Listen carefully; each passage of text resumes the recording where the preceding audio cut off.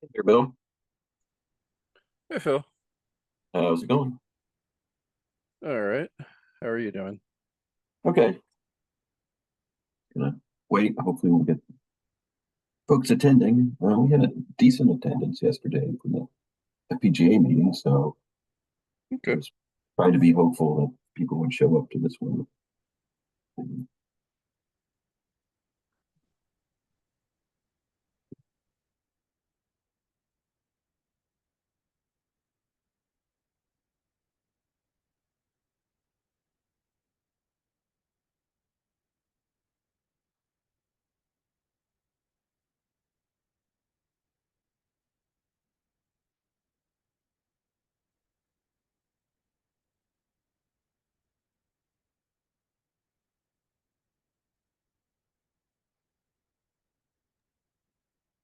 And it may be that people are thinking this is not happening because it's being right after the OCP Summit, but I didn't cancel it. So I don't know. We'll see. Heather to be. Yeah.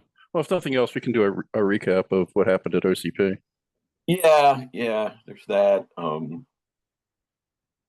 Sure,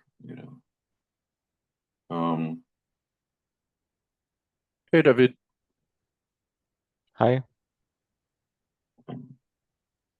Heather, we'll just wait a few minutes.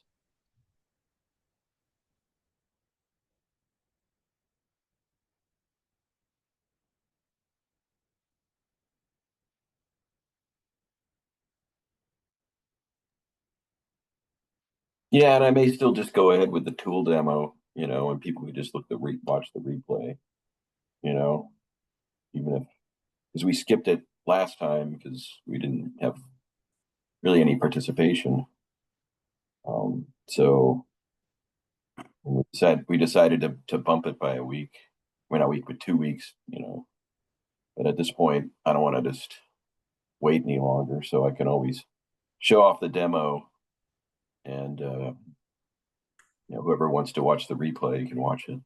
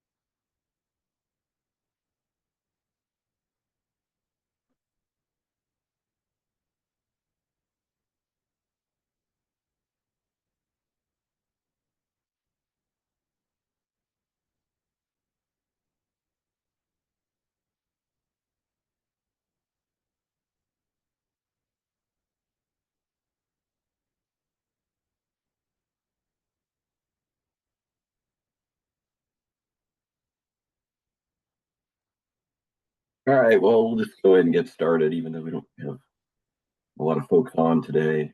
It may be people were thinking it's maybe canceled or something, being the week after OCP Summit, but and hopefully folks will start joining again next time. But I'm going to go ahead and share my screen, and I'll go ahead and go through those items.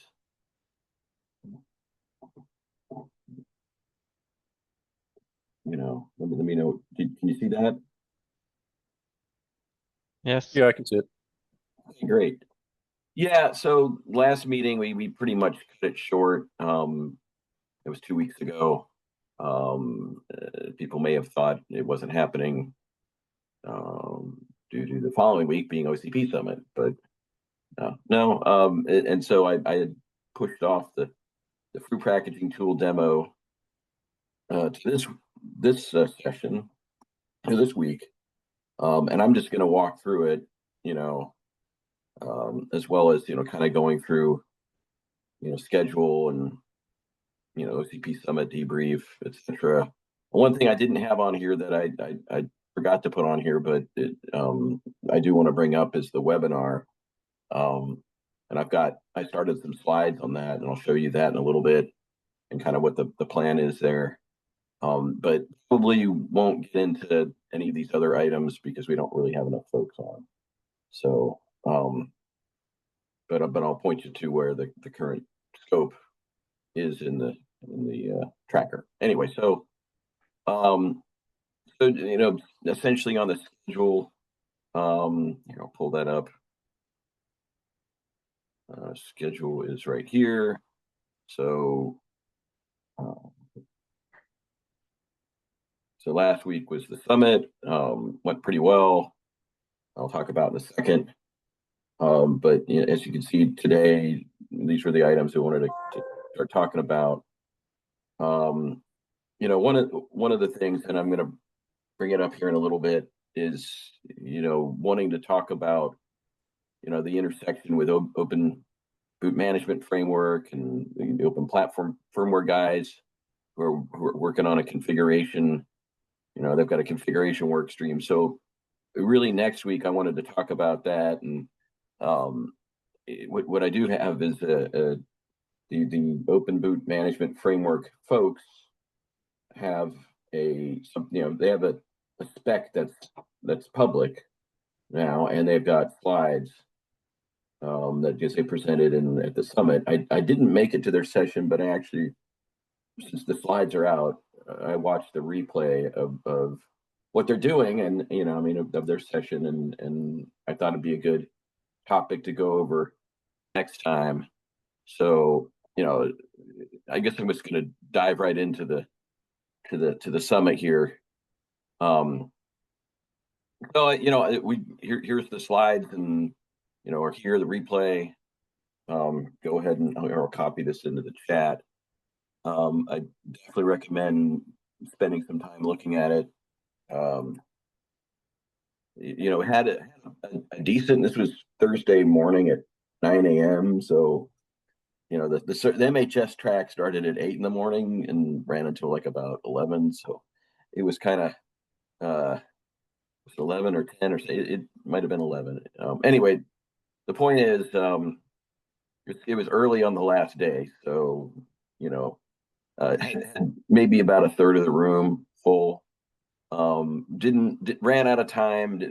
Basically, Tim jumped up and he had sort of a question comment type of thing where it wasn't so much a question, it was a comment. It was thinking, hey, please go out and take a look at what's going on and look at how this and other things intersect with other industry specs and other work stream efforts, et cetera, et cetera. So that was really just mostly it. He mentioned the webinars, but we went to the webinars too. So it was really a kind of a plug, and saying that this impacts a whole host of different other work streams, like which is the one he talked about, the SCM 2.x and 3.0 work stream, et cetera. So that was kind of the idea there. Now you can look on, and this is what I recommend everybody, if they get a chance to, is look at the, where is it? It's in the hardware management. That's where the open boot management framework is currently resides, and these are the slides here. I recommend you check this out.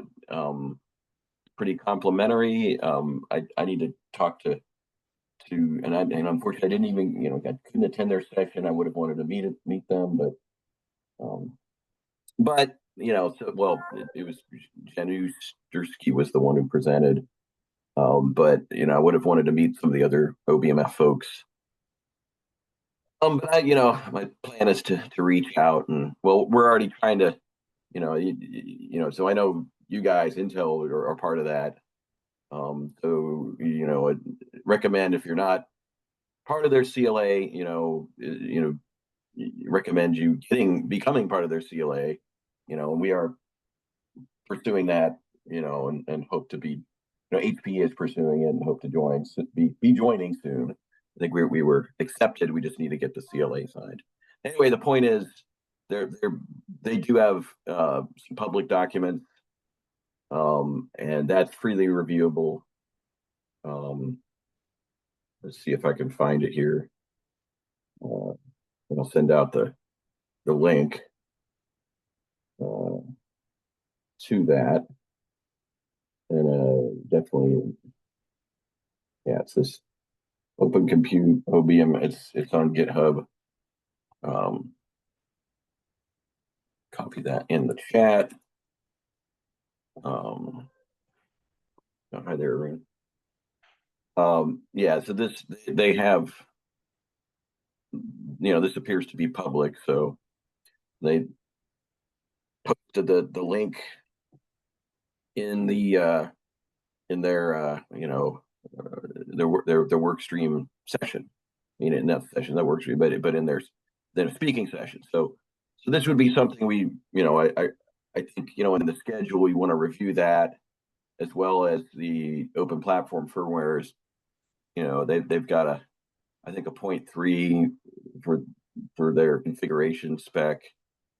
So just trying to make sure that we are playing happily together and not doing things that are, yeah, it's this one here, defining a unified platform configuration interface. So that recommend you look at that as well, and would like to talk about that in the coming weeks here to ensure that we, I did meet them briefly, and so this would be another area to make sure that we are aligned. So anyway, yes, definitely wanting to review a number of those presentations. So, as far as, the rest of the summit, I was, I thought, the, that it seemed like, given that the third of the room was full, it's, and I hoping that folks got the message about the webinar. And so, anybody have questions on the summit? I try to debrief as much as possible here, but certainly there was a lot going on. So,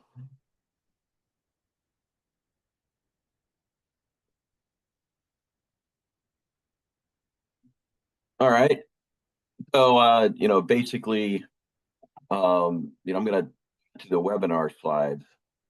I'm trying to get this, worked out with the with OCP leadership to really want them to, advertise this, as an official OCP, set of webinars, a 2-part series. Hopefully they'll be able to do that. But I think right now a lot of folks are either out or busy from OCP Summit. If I don't hear anything by later on afternoon Friday, I'll do another ping and say, hey, we really want to get these webinars scheduled. It's right now. I mean, I'm tentatively saying on the 11th of November and the 18th of November, and this one would be on the 11th, and then the following week we'd have the one on the 18th. Will remains to be seen if that, is the case. I don't know what they're going to do. So, but hopefully, they're fine with that, and then we'll get the webinars scheduled. I started the slide for the FPGA and this one as well. My plan is to kind of build this out to a certain point, and then let folks take over different areas or sections. So, I'll just kind of walk through this briefly. This is kind of very rough, and I copied some slides from other presentations in here. Obviously, I don't know if this is the right template. So, right now I'm more concerned about the content. And then, if we get a specific webinar template, then I'll transfer it into that. So for now, it's really, it's not super important, the template, and just get the content in first, and we'll go from there. So, kind of, I think in the tracker, we had a little, a brainstorming session, and I just copied things in here. So I, took some of this and just created the skeleton for the webinar. So I haven't really filled out the agenda yet. I'm gonna kind of build this out and add, some detail, and it may just, kind of, once I have this a little bit more built out, I'll show it next time, and then we'll divide out different sections for folks to polish and improve, and either add content or adjust accordingly.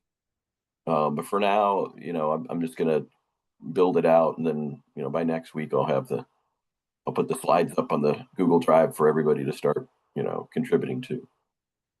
So yeah, pretty much just following here with an introduction.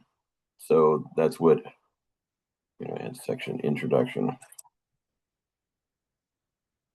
and then the problem statement. This is an area where I probably will put more in this deck, and then the other deck, it'll just be sort of a recap and say, hey, we talked about the problem statement in more detail. As in the previous session, here's the summary.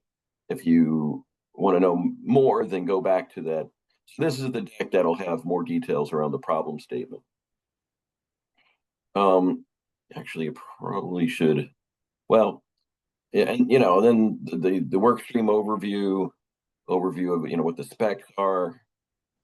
And I'm going to have a slide that talks about how these specs work together. Some of these slides are going to be duplicative from the between the two sessions, just because some folks, you need to have a little bit of a baseline.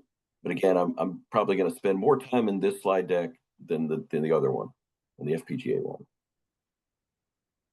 And then kind of show over, what are the just an overview of the different sections, main chapters, then spend a good amount of time talking about discovery. And now this is something, we can talk about next time, once this is more built out, say, well, do we want to just have one speaker, or do we want to have several speakers?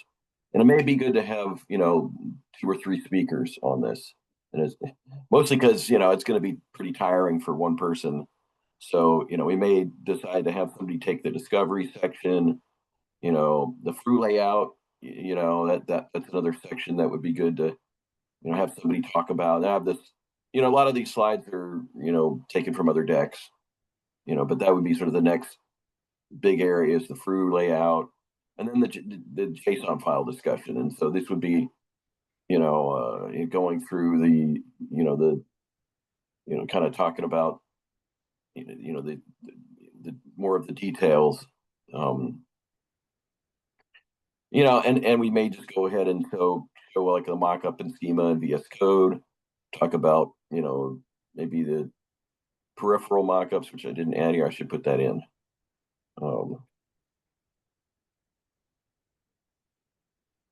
Peripheral JSON file, and it uses schema. So something like that, mentioning the netlisted JSON, and I do actually mention the through packaging tool, have a slide on that. I don't know if we're going to do a demo. We may just not have enough time, just a overview of the through packaging tool, just because there's, basically earmarking an hour and a half for content, and I'm willing to stay on 30 minutes afterwards to, take any questions. So, a lot of this is, depends on how much time we have. And this is if you look at it, there's a lot of slides here. So, wanted to mention that we're working on a netlisted JSON file creation tool. Won't have a demo or anything, but just kind of an overview of, kind of providing, just the general idea about what it is, and, maybe have a diagram or something here, but not really, we won't have a demo of anything. Do you want to have, a little bit of a, showing the BMC usage of JSON? This was talked about in the present. These are slides from the summit. Just kind of cover it a little bit. May also that we may decide to add a little bit more content here, but to a certain extent, again, you're looking at a whole lot of slides here. We're at like 38 slides, and we may add more. So it's gonna. I suspect we'll add content, and then we'll probably cull some of the content or move it to backup, or try to combine some slides, because it's a lot. It's a lot to cover in an hour and a half. So but we'll see. So anyways, my plan is go ahead and build this out and kind of get this initial draft, and then hand it out to everybody to kind of work on, specific areas and sections, and then, polish it and improve and so on. And then by the following week have it ready for the webinar. So anybody have any questions, comments, thoughts? Yes.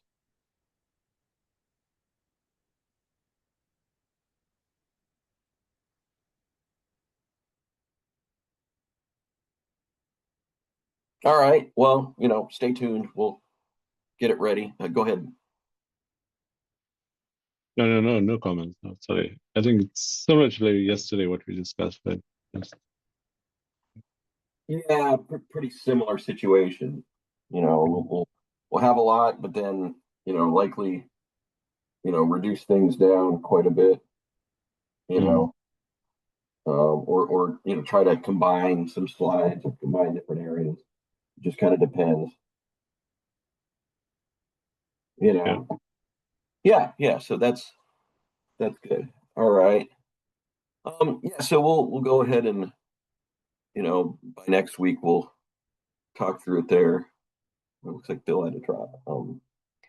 Anyway, that's the that's the webinar. So I'm going to give you a brief demo of the fruit packaging tool, and then we'll probably I'll just show you the scope, where we're at on the scope, and then from there we probably won't do anything else, just because we don't have enough folks on. So fruit packaging tool. I've got the slides here. I put these slides up on the Google Drive, so I believe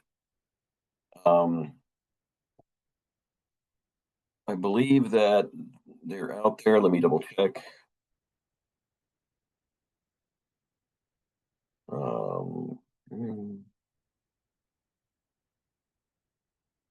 Tools. Yeah, I think I put it in tools here.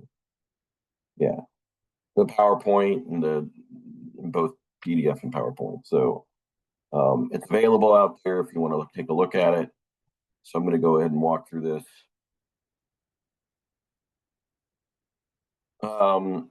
So, basically agenda, introduction, etc., overview. They're gonna go, review the through image layout. Then we'll do the tool demo, and basically discuss any future items we want to cover here. So pretty much, this slide is really for folks who aren't familiar with what we're doing, but the idea is, go from, having being able to take the JSON file and include it within the Fru EEPROM contents, or the Fru information device contents, using the DMTF Fru format in DSP 220. So, well, and then I guess the one thing is the tool basically combines the legacy contents with the DMTF Fru format, the new format. And this is the format. The combined image is the IPMI through your legacy IPMI. Does add, the DMTF DSP 220 does add this new DMTF OEM record. All this thing really does is just points to where the DMTF through section starts, and that section contains the set of files that you're trying to package. This whole this whole thing here. So basically, the DMTF through section here. This has a header and a file. The file descriptor table. This is really just gives you the pointers to where these files are located. And it does allow for compression. And this was something that was co-authored, by HP and Dell. But it's was introduced as DSP 220, and DMTF approved it. That was earlier, like back in like May or June. So that is out there. I think we've brought it up in the past too, as well. So this slide is just really, for folks who aren't familiar with why we're doing this. And it's the, really wanting to ensure that, we can package the JSON file in the EEPROM in a industry standard manner. So to support, HPM component discovery, HPM and peripheral discovery. So just a brief overview of the image. I think this is correct. Yeah. So really, well, it's really these two things are new. This one isn't new. That's in the SCM spec, but these, I need to adjust that little box. But the point is, this guy here is going to contain all the files. And not just the JSON file, but if you have a digital signature, it could be for the full thing, could be just for the JSON file. I mean, you could have multiple signatures. We've described it in the spec, so I'm not going to belabor that too much. And a digital certificate if you'd like to have it there. Peripherals pretty similar. This is the new thing, because we define the peripherals through multi-record, in the spec. Then this OEM, the DSP 220 OEM IPMI multi-record is in that spec, and then this is the profile section for the JSON file, signature, and certificate. So here, just kind of digging further into this, I think this might have changed. No, I updated this. So this shows you where JSON file, certificate, the signature would be located. But you could have multiple certs, you could have multiple signatures, you could have you could have more files if you want, whatever other files that you want to have there. You could have more things, it's up to you, and the OEM specific files, which are optional. But I'm just pointing out the ones that we call out in the spec as being, the JSON and the signature being required, the certificate being optional, etc. So yeah, before this is kind of gives you an overview of what the demo is. The tool is building the combined image. It's a Python script through pack, and it is out there, and now it's publicly available now. But I think we're still trying to figure out, did we follow the right? There's a new procedure for contributions, so it's a little unclear if we still have to do something or what. One of the things that I did bring up to Brian Asnes is, having it, as an item, a contribution item by, HP contributing this tool, and having it show up in the MHS wiki. He said he wanted to have the, our workstream vote on it. So I am going to put up a vote. I'll, do it today and say, well, please vote by next week, to say, are you okay with having this show up in the MHS wiki list as a contribution? Otherwise it's just out here publicly. It's just sitting out here. Put the link in the chat. Go, if you want to look at it, pull it down, mess around with it. It's all out there. So that's what I'm going to demo here. So I'm going to switch over to VS Code, and here. So So a couple things. As inputs into this TrueHack tool, we have a definite the IPMI.json file. This is basically, if you look at the IPMI spec, you have board info area, chassis info, product info. There are other, other multi-records, other there's like some additional records you can have there, like I don't remember off the top of my head, but the point is there's some optional additional records. We didn't add that in this. We were basically basically trying to do the sort of the bare, kind of not a bare minimum, but an MVP. And in fact, honestly, like the board info was really the only one that really needed of the legacy. Yeah, but we included these other ones here from a multi-record perspective. This will build by design the OEM multi-record for the DMTF file format. It will build that. But what this does, it'll either accept this one is the input for an HPM. If you had say a peripheral, you would just say the record type's peripheral, and it doesn't have as much information in there as say the HPM. But you can have all this, or you can just say, I just want to have the board info area. I'm not going to bother with those other optional, like the chassis and the product.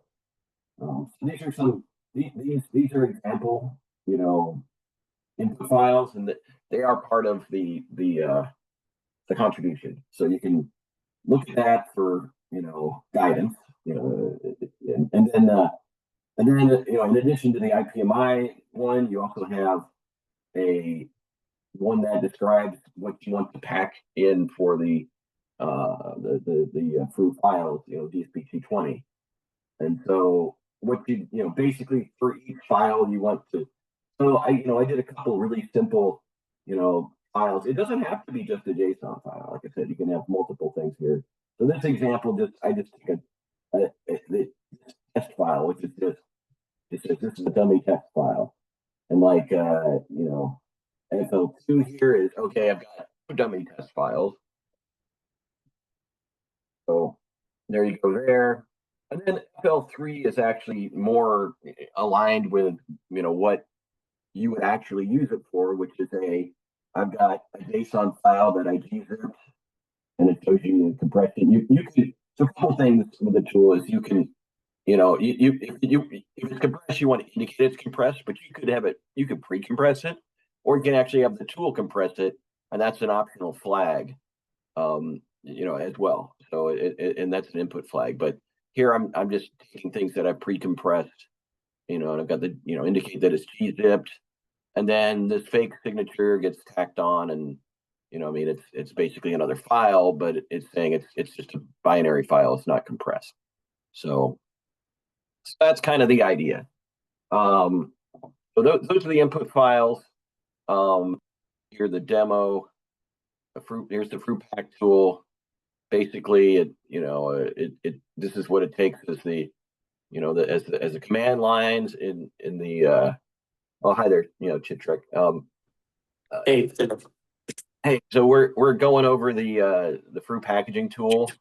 This is I started very beginning of the demo, just give you a quick one.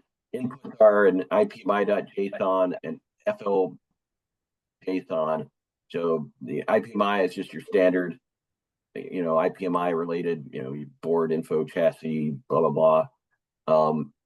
FL is the files. I mean, you can name these whatever you want. I'm in this example, and what we provided up on OCP GitHub uses these as the example.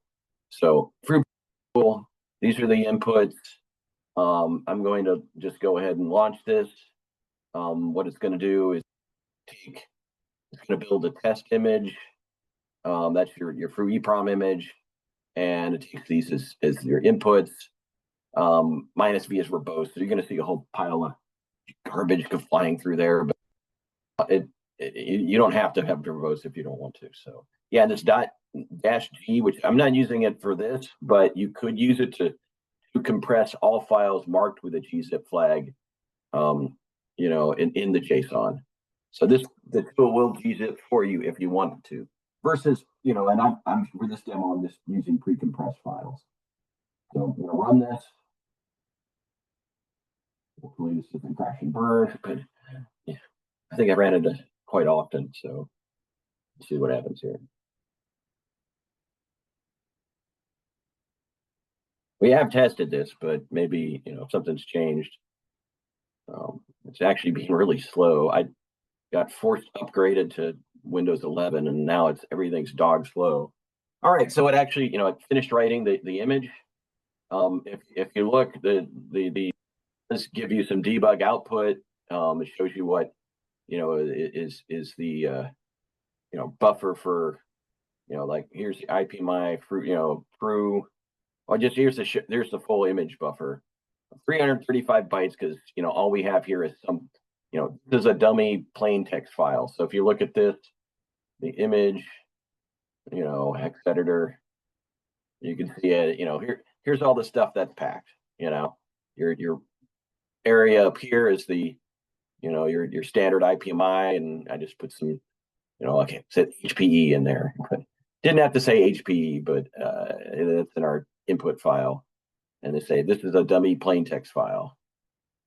It's an HPE contribution, so I guess it's fine. It says HPE, but you know, use whatever. So anyway, so this creates this dummy file. This is a very simple one where you only have just a, you know, a single file that's been packed in there, and this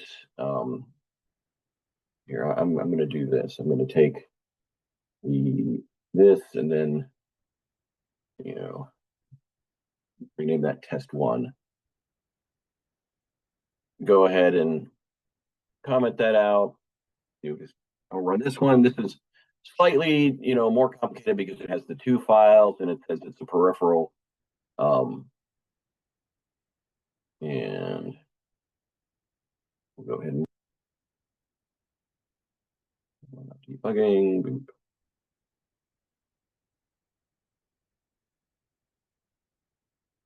Okay, so it finished running. Now it's got a new image. You can see here, similar thing. It actually, you know, copied the two files together. This is a plain text file. This is another plain text file. And, you know, it's pretty much the same up there, even though I, you know, and so this created this other test image. And you can see in the hex editor, you know, that it's got the two files jammed together there in the files. And, you know, and one of the things we've got to through this F unpack. One of the things we'd like for it to do, and you know, doesn't do that today, is to verify the you know, all the you know, offsets and the, you know, the checksums and all the different things are correct. You know, we don't really have that in there, but I'd like to get that in as a, you know, as something, an additional, you know, tool to test that the correctness.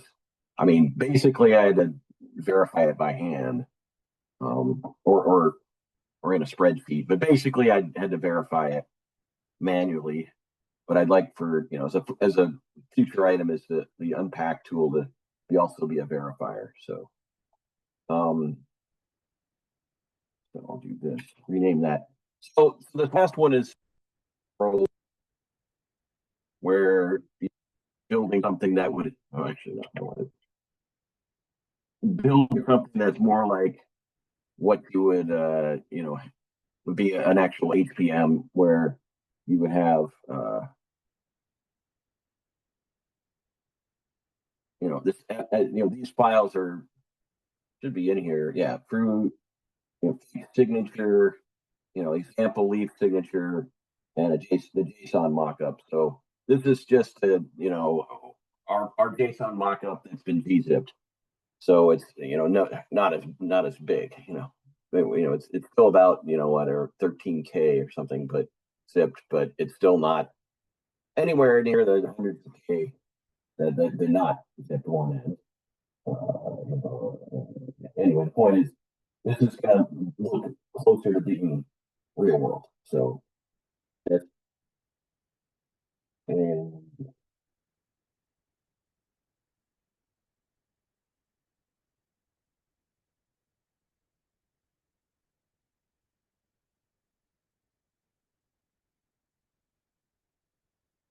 you know, this is quite, this is quite a bit bigger. You know, you know, like a whole, you know, 14.5K or something here, something like that. So it's got all those different files. You can see it's still got the same IPMI section. And then starting at this 100 hex, it's, you know, packaging in these files. I think for whatever reason, it stopped, cuts off there. But if you look in this here, if you look in the X editor, you see the full thing.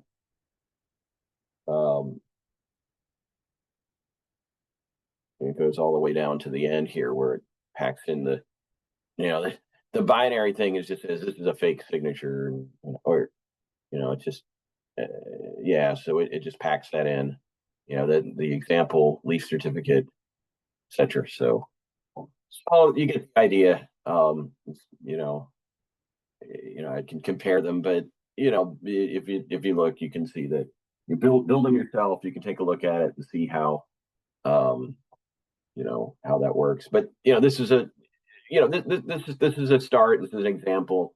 The idea is, you know, you could take this and use it for, you know, your own, and you know, modify, you know, fork it and modify it and do, you know, because just any, you know, security related, you know, digital signing, or you know, it doesn't have, you know, in your factory you may integrate it in, you know, need some additional tooling or whatever. But you know, I think this pretty much, you know, gives everybody a good starting point. So let's see, in the presentation here, future work, yeah, there's some future work things we want to do. The input files aren't being validated against the schema. We actually have schemas for those inputs. They're pretty, you know, they're not huge, but we do want to ensure that the input's validated. Well, there's some additional testing we wanted to, you know, wanted to get some unit tests, and like as I talked about the unpack tool, having, you know, that, you know, verify the image, you know, as far as the validity of checksums and offsets and things like that, and then just any other QA, anything ad hoc, you know, maybe some refactoring here and there to improve it. But you know, that's kind of what we're thinking would be, you know, the course of the next several months, get that completed. But yeah, anybody have any questions, comments, thoughts? No, I'll go through it. For Okay, questions. Yeah. great. Yeah, you know, love to hear your feedback. I mean, this is definitely, you know, I realize that there's probably edge cases and, you know, things in the code that could be improved. You know, certainly, you know, ensuring that, you know, the error paths and things are, you know, and you're checking for, yeah. And anyway, those are just improvements that we can do, you know, in the coming months or so. Anybody have anything else? Comments, questions? No, none from me. I think it looks good. All right. Well, thanks. Yeah. So, you know, we'll like I said, continue to make small improvements here and there, you know, and kind of go from there. Yeah. So that's the demo. Just basically go to agenda. I'm just going to show you that where we are with the scope. Probably won't do anything else with it today. We don't really have enough folks on the call, but you know, if you look at the scope, there here, basic, we had talked about this already. We had agreed on a lot of it already. There's a lot of things here, and actually I want to start bringing this up, next time, is the, understanding where, the open, boot management framework intersections, open platform firmware intersection.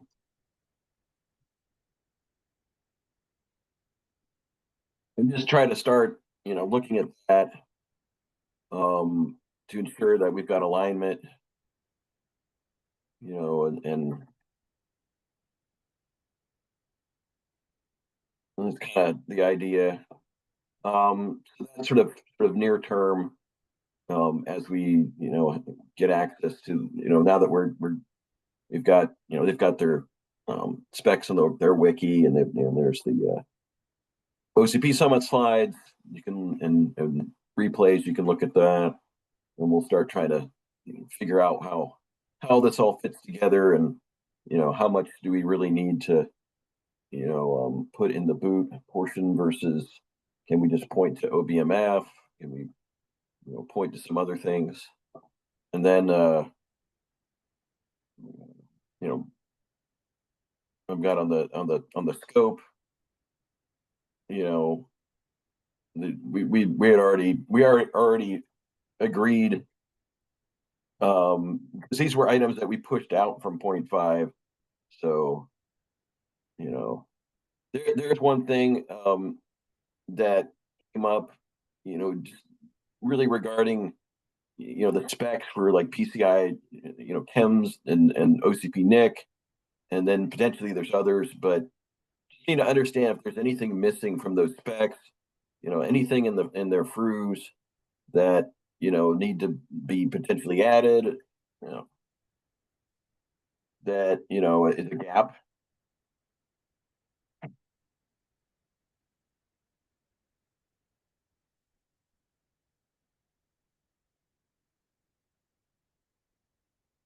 I spoke to somebody about this. I can't remember his name, but he was involved in OCP NIC or something like that, and just there may be some things that are missing. We just need to kind of take a look and see it. Is there anything there that requires the BMC to know about it a priori?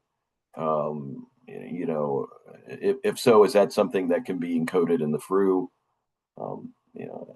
And so this is just an area that we need, sort of a, dot the I, cross the T kind of thing, and make sure there's nothing missing. So yeah, I think we kind of, we can go through this again, but I think we already talked about this last time. There may be some additional items here that we need to add to this scope. I'll take a look and see if there's something that we sort of kick the can to 0.7, that's in the AR list. And we can talk about that next time, and hopefully we can get more folks on to cover those items. But for now, I think we're this is a good stopping point.